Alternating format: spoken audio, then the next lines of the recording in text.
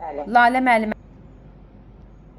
Lalə müəllimənin dərsini dinləyib, onun metodlarına təbii ki, öyrənərək, əgər o metodlara həqiqətən də xoşuma gələrsə, həmin gün deyil, sonraki günlərin birində mütləq onun o yaxşı strategiyalarından istifadə edərəm. deyə bilərsiniz, bəli. Mehbarə müəllimə, müəllim şagirdlə dost olmalıdırmı? Müəllim şagirdlə dost ola bilməz. Sadəcə olaraq müəllim şagirdin bir şərait yaratmalıdır. Şagird müəllimə bütün sözlərini rahatlıqla deyə bilsin, bütün fikirlərini rahatlıqla deyə bilsin. Və müəllim də ona əgər bacardığı şəkildə göstəriş və köməklik göstərsin.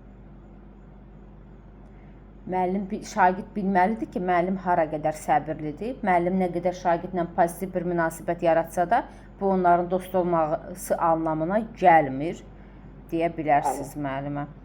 Gündəlik planlaşma müəllimə nə verir?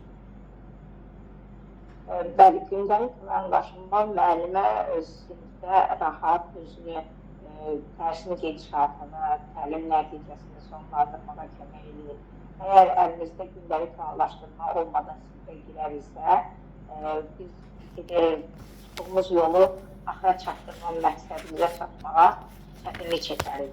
Əgər gündəlik planlaşmamız varsa, artıq məqsədimizə çatmağa nail ola bilərik.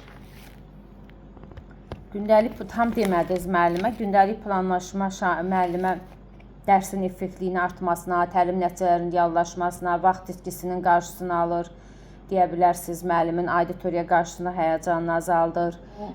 Yəni, bu şagirdlərin təlim nəticələrinə tez çatmasına xidmət edən bir qiymətləndirmədir. Bunu dolğun şəkildə demək lazımdır müəllimə.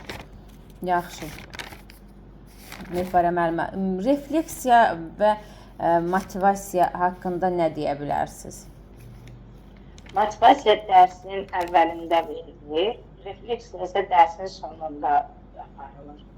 Motivasiya qarmağa keçirmək, şagirdin diqqətini cəlb eləmək, dərsə yönəltmək. Refleksiya isə onun gün ərzində həmin dərsdə, həmin